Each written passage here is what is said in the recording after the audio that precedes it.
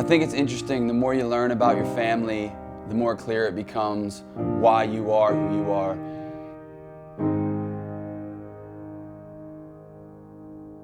Luckily, I've been able to accomplish above and beyond what I ever could have dreamed, and I largely have my family to owe to that. You know. I'm really lucky to have a family that shares my passion and has supported me through it. Okay. John, my name is John Homan, Sr., and I'm 85 years old. Back in I believe it was 52, I broke the sea outboard runabout 30-horse Mercury World's Record. First heat we took first, and the second heat we took first, and then the second heat we broke the world's record for the 5-mile competition racing. I practiced in the Deepwater Canal, and if you could run in the Deepwater Canal, you could run almost any race course there was, because to turn in that canal, it wasn't too wide, and so you had to learn how to slide around. I flipped a few times. Most of the times I was lucky and kept it up.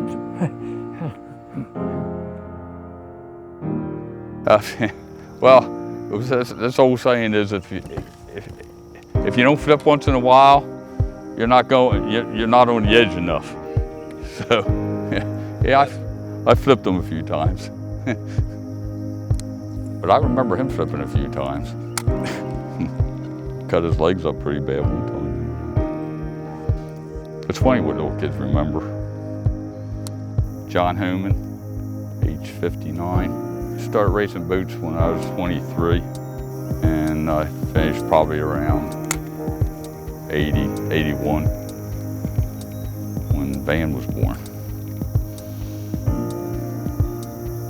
But the boat my father raced was never sold. It was just stuck down in the basement of my grandfather's house. And the motor sat there and the boat sat there up on stands. And even though we were told not to play in it, because you're not supposed to sit in a boat that's not in water, of course we did. We'd go down there and play and pretend we were racing and mess around with it. And it was just always kind of down there. And you never went down in the basement and didn't play with the boat. And it just kept that, wanting to race kind of in my head.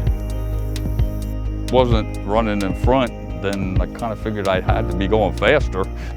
I wasn't going fast enough, so I would kind of push it over the edge. And it was one of them deals where I didn't mind somebody beating me, but I didn't want to give it away. And that's the kind of way I kind of taught them. It's one thing to lose. They beat you outright, they beat you. But if you just kind of sit back and let them get away with it, then shame on you. Yeah, since I was a kid, we'd go out in the canal fishing with my dad, and he grew up on that canal. He spent every day of his childhood on that canal, and as he got older, he tested out his speedboats on that canal. And in their childhood, the canal and the water was their playground. My playground was piles of dirt and hanging out in the woods, jumping bikes. So it just, theirs was water and boats, mine was dirt and bikes, I guess.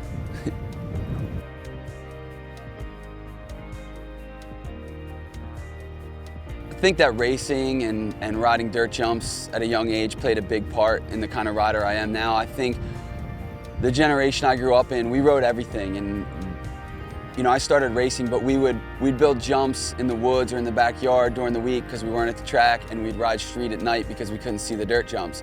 So we rode everything, and I think that translates now into just a more well-rounded style of riding. Like I ride a lot of street and I love street, but I'm just excited to hit some dirt jumps, and you rode whatever was in front of you.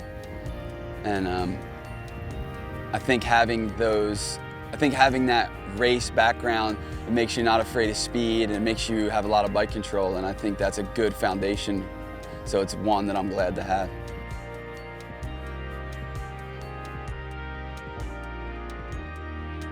When my dad stopped racing, I was too young to remember it, but I think when I got into BMX, he really understood that racing culture and really got behind it, and enjoyed being part of that experience with me.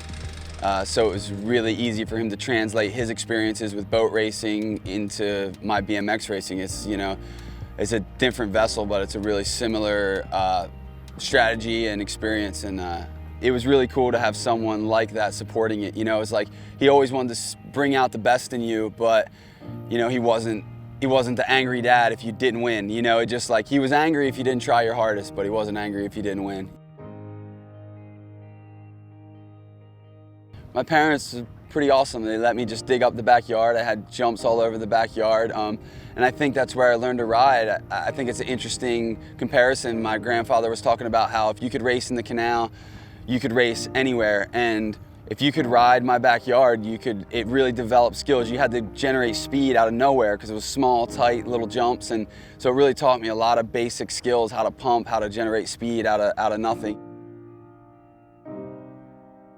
As I moved out of the racing into a less structured form of riding, like freestyle, you know, it might have been a little harder for my dad to understand, but he still was really supportive of it. And I think when you get into that part of riding, it's more about being competitive with yourself and pushing your limits, and versus competing against another individual. You know, you're pushing your riding, and you have to be willing to keep putting in that effort if it's something you really want to do. And I think that kind of never give up attitude, pedal through the finish line lessons that my dad taught me when I was young helps me to this day when I'm riding street and you're taking slams and you just don't want to let it go. You don't want to let it beat you. It's not a person beating you, but it's a trick or an obstacle beating you. And you know, even to this day, it's like I don't want to let it win. You know, no matter how beat up or you're just like, I can't walk away from this. I gotta beat it. You know, so competition always isn't with another person. Sometimes it's with yourself. So I think those lessons stick with me even to today.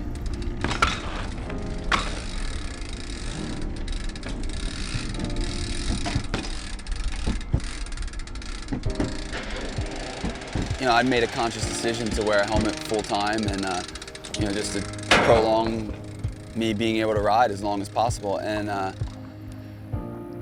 when I got on Bell, I learned a lot about the helmets and the science that goes into them. And you know, Bell has a lot of history. And when I got on the team, I told my grandfather, and he got really excited. He was like, "Oh, we used to wear Bell helmets when I raced boats." And he went straight in his garage and pulled out this old Bell helmet. It hangs next to all his hats and his old leather football helmet from high school. And it looks more like a hard hat than a racing helmet. It's white and all cracked paint. The leather and the straps on the inside are all broken and rotted and deteriorated. You know, he has a custom paint job on it, Jack, with the 72J as his race number. And it's really cool to see that, because even seeing like the 72J, it's like, oh, when I started racing 59H, and you just know that energy that he felt and what that number means to him, because it's such a similar thing from the BMX culture. And it's just, I never realized until more recently how similar the two things were, and how cool that is that you kind of share that experience and that. Well, when we started in the boat racing, my dad said you gotta have the best, so we had the best life jackets. And at that time, the only thing we knew the helmet was a Bell helmet. So we got a Bell helmet.